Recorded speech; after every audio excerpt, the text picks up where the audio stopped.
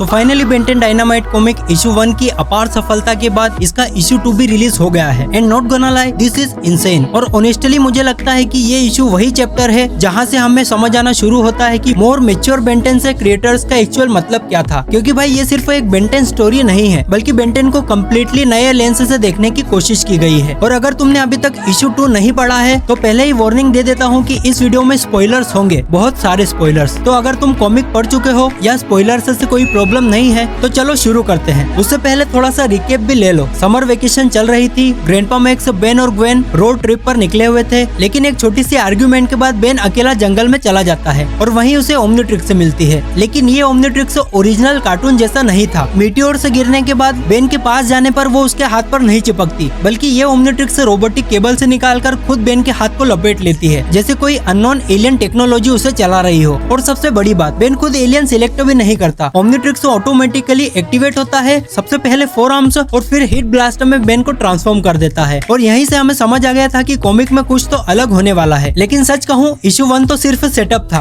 Actual story issue 2 से शुरू होती है। चैप्टर 2 वहीं से कंटिन्यू होता है जहाँ पहला इशू खत्म हुआ था। आर्मी मीटियोर और एलियन एक्टिविटी इन्वेस्टिगेट कर रही है, बेन ओमनीट्रिक्स को समझने की कोशिश कर रहा है और ग्रैंडपा मैक्स अभी भी बहुत कुछ छुपा रहे हैं। ओरिजिनल सीरीज में मैक्स ने प्लम्बर वाली आइडेंटिटी सीक्रेट रखी थी, लेकिन यहाँ कुछ अलग फील होता है। ऐसा लगता है कि वो जितना बोल रहे हैं उससे कहीं ज्यादा जानते हैं, जैसे उन्हें पहले ही पता हो कि ये सब होने वाला है। और ऑनेस्टली ये मिस्ट्री मुझे बहुत इंटरेस्टिंग लग रही है। दूसरी तरफ ग्वेन का रोल भी फाइनली बड़ा होने लगता है, क्योंकि उसका एलियंस में इंटरेस्ट स्टार्टिंग से ही सेटअप कर दिया गया है, जो फ्यूचर में बेन को काफी हेल्प भी करेगा। कॉमिक में फर्स्ट सीन ही रस्क बकेट का है, जहाँ हमारी प्यारी ग्वेन गुस्से में है और कह रही है कि अगर उसका रोतड़ू कजन गुस्से में कहीं चला गया है तो उसमें उसकी क्या गलती है। और सच कहूँ तो मेरा फुल सपोर्ट ग्वेन को है। फिर उसे रस्क बकेट में एक हिडन बटन मिलता है और वो उसे प्रेस करती है और एक सीक्रेट टेक्नोलॉजिकल पैनल एक्टिवेट हो जाता है और ग्वेन कम्प्लीटली शॉक्ड रह जाती है, जो क्लियरली हिंट करता है कि रस्क बकेट एक नॉर्मल आरवी नहीं है और grandpa max definitely normal retiree नहीं है। अब आते हैं बेन पर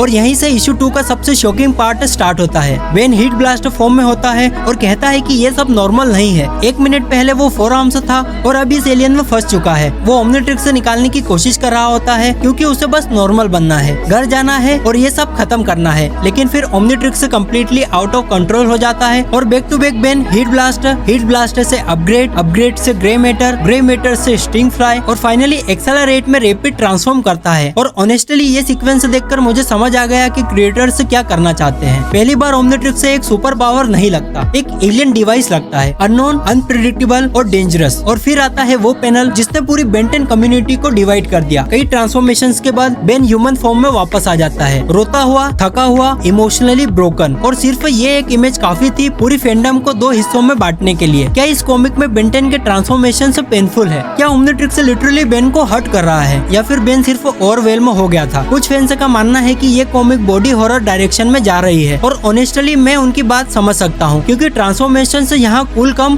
और डिस्टर्बिंग ज्यादा लगती है। बॉडी स्ट्रेच होती है, लिम्स डिस्टॉर्ट होते हैं, सिल्हूएट्स अनकंफर्टेबल लगती है, एलियन से एक्चुअल एलियन से लगते हैं। लेकिन दूसरी साइड का आर्ग्यूमेंट भी इक्वली वैलिड है, क्योंकि एजमथ ने ओमनीट्रिक्स स्पीशीज के बीच अंडरस्टैंडिंग के लिए बनाया था, तो क्या वो जानबूझकर टॉर्चर मशीन बनाएगा? शायद नहीं। इसलिए मेरी पर्सनल थ्योरी ये है कि बेन पेन से नहीं रो रहा, वो रो रहा है फियर से, कंफ्यूजन से और एग्जॉशन से। और ये मत भूलो कि बेन सिर्फ 10 साल का बच्चा है। हमने उसे 20 सालों तक हीरो की तरह देखा है, लेकिन उसके पर्सपेक्टिव से देखो, उसके हाथ में एक एलियन डिवाइस चिपक गई है, आर्मी उसका पीछा कर रही है और उसकी बॉडी उसकी बात नहीं मान रही और उसे खुद नहीं पता कि उसके साथ क्या हो रहा है। और ऑनेस्टली इन सब से कोई भी बच्चा टूट जाएगा और शायद इसीलिए ये सीन इतना पावरफुल है। और अब बात करते हैं क्रैप की। क्लासिक सीरीज में विलगेक्स का रोबोटिक हेंचमैन सबको याद होगा और भाई कॉमिक ने इस कैरेक्टर को मॉन्स्टर बना दिया है। आर्मी उस पर फायरिंग करती है, लेकिन उस पर बुलेट्स का कोई इफेक्ट नहीं होता और कुछ ही पैनल्स में क्रैप सोल्जर्स को ब्रूटल तरीके से मार देता है। और यही मुझे रियलाइज हुआ ये कॉमिक सच में मेच्योर ऑडियंस को टारगेट कर रही है। और ऑनेस्टली मैंने कभी इमेजिन भी नहीं किया था कि ऑफिशियल बेन 10 कॉमिक में इतनी वायलेंस देखने को मिलेगी। विलगेक्स खुद अभी तक बहुत कम दिखाई दिया है, लेकिन उसकी प्रेजेंस आर्मर के बिना भी इंटिमिडेटिंग,